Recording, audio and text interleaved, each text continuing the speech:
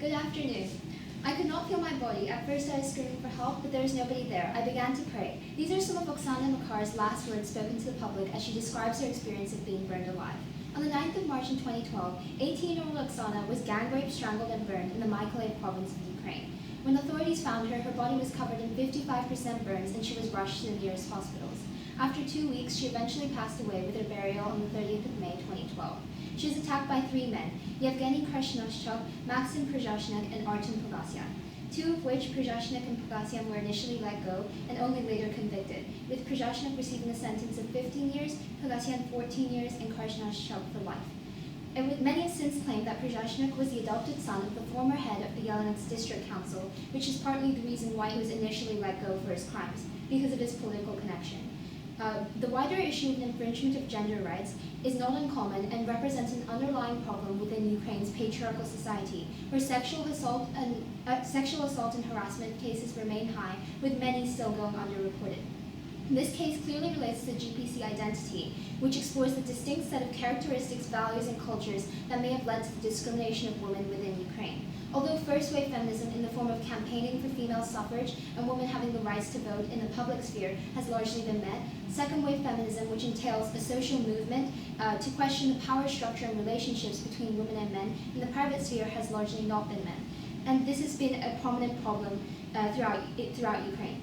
The identity of women has been negated and diminished, and this has stemmed from an institution of systematic patriarchy. Human rights concerned with upholding the indivisible rights of human beings has also not been considered. In particular, the Universal Declaration of Human Rights demands the interdependent, indivisible, and inalienable protection of human beings. Article 7 claims that all are equal before the law and entitled without discrimination to the equal protection of the law. However, violations to this article can be seen in the form of cultural relativism, which reflect the ethical and social values derived from Ukraine's culture. Traditional views of believing women are of less value than men have negated women's rights, and this creates essential tension and undermines the universality of the UDHR. It instead suggests that human rights are defined by a local set of Ukrainian values rather than a global set. The lack of justice is evident in this case, with Oksana's rights being actively abused by the interpretation of law by law enforcement organizations. Although rape remains illegal in the Ukraine, this has largely not been enforced, with the political influence of one of the perpetrators, son of a high-ranking government official, causing this initial lack of enforcement. The rule of law refers to everyone being subject and accountable to the same laws, and this was fundamentally violated. Official figures have even shown that more than 400 law enforcement officers were investigated in 2011 for criminal offenses. Equality is not just about the codification of law to protect fundamental rights, but also the protection, promotion, and monitoring of such laws to ensure the rights of all are met. A significant factor causing this case can also be the culture and social attitudes towards rape within Ukraine. There's a general belief that women and men are not equal, and this has caused severe gender inequality issues in the Ukraine.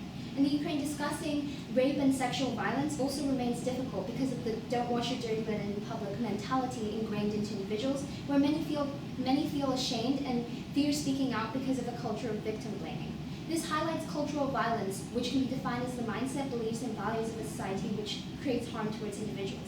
Internalized prejudices that women are inferior to men has also led to higher rates of direct violence, where aside from sexual assault, domestic violence also remains high, with 1 in 4 murders in the Ukraine being a result of domestic violence.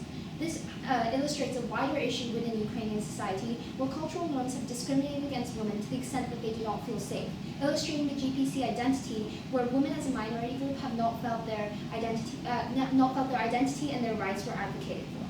The political climate can also be seen as a significant factor in this case, where privileged politicians and their family members have been able to commit crimes without facing any serious repercussions. The phenomenon of untouchable relatives even has its own name in Ukraine, Mazur, and Oksana's case is not an isolated one.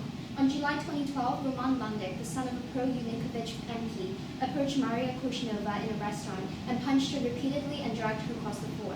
While she ended up in a hospital, he walked free with a suspended sentence. This is just the beginning of a grave issue, and many more cases like these exist.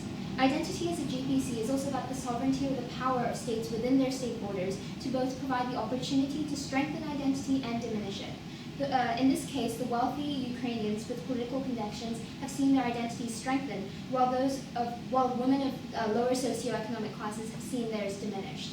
This struggle for respect for women has also caused violent acts of rape to continue, and the system in place allows this repression to continue.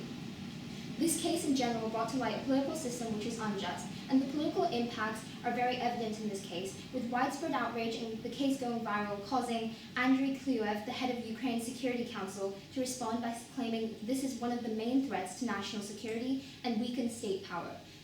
The rule of law is often seen as a guarantor of state legitimacy, or the idea of the state being acceptable by conforming to agreed laws and democratic principles. However, with political figures being negligent and applying these laws equally to themselves, citizens have begun questioning this legitimacy. Social impacts are also prominent in this case, with thousands protesting that the case, claiming that it is indicative of a culture of impunity. Rallies also gathered on the 13th and 15th of March, all in support of Oksana. Structural violence, in the form of governments functioning in a way that creates preventable mental or physical harm to its citizens, is very clear, and while often widespread and unchallenged, in this case it became more widely contested, with citizens showing their power and unity when the rapists were finally convicted. Stakeholders have had varying responses and interpretations to this issue. On a regional level, police have not taken a proactive response and attempted to cover up the incident. However, in response to public outrage, President Yanukovych intervened and interpreted this case as a significant one, claiming that the rapists and maniacs will receive a fair sentence. Prime Minister Mykola Azarov also supported this, claiming that everyone wants to make sure nothing similar happens again. An investigating team was also sent in from Kiev to rearrest 2 of the perpetrators and fire 4 law enforcement officers. The World Federation of Ukrainian Women's Organization have also worked hard to ensure the rape and murder case of Oksana was brought to light by the UN High Commissioner of Human Rights. They wanted to use this as an example to the international community that sexual violence would not be tolerated, and this is just the beginning of a far-reaching process of social change. Oksana and her family also produced a video where, prodded by her mother, Oksana explains her wish for repentance and punishment for her victims. For a rapist, She claims that "I will live, that's all," showing her deep resolve to continue fighting despite the horrific tragedies she faced. In response to this, initially at a national level, many showed public support, with thousands sending her money and spreading compassion. However, as Oksana's troubled childhood was further examined, this compassion quickly turned to hate. Raised in an orphanage in her early years, her family served many prison sentences for theft and drug abuse. She eventually ran away at age 11, getting involved with petty theft and prostitution herself. The local governor of Mykolaiv province, Nikolai Kruglo, has interpreted this case differently to President Yanukovych, claiming that it could be seen as the fault of her family and the fault of her upbringing rather than her perpetrators. This has shifted the general consensus to consider Makar as a loose girl as one of the factors causing this case. A national TV channel poll even ran a question: was Makar herself in any way responsible for this case? To which 2/3 of which answered yes and 1/3 no. This reiterates the cultural violence in the system where victim blaming has continued and the identity of women and their rights of safety have not been advocated for. In many countries around the world today, sexual harassment remains prominent, with many cases still going unreported because of a lack of social structures in place. In Ukraine, the 2014 Revolution of Dignity attempted to start to change these social structures of gender inequality. While cases of domestic violence and sexual assault still remain high, a larger movement within Ukraine and Russia has begun, such as the hashtag "I am not too scared to speak" campaign, which has advocated for women's rights. Globally, 736 million women around the world have been subject to sexual violence, with cases like the 2012 Delhi bus rape case also bringing to light a horrific gang rape and murder case of a young female. The hashtag #MeToo movement also gained traction in 2017, where public allegations against Harvey Weinstein created initial change within the public and for the liberty of women to be upheld.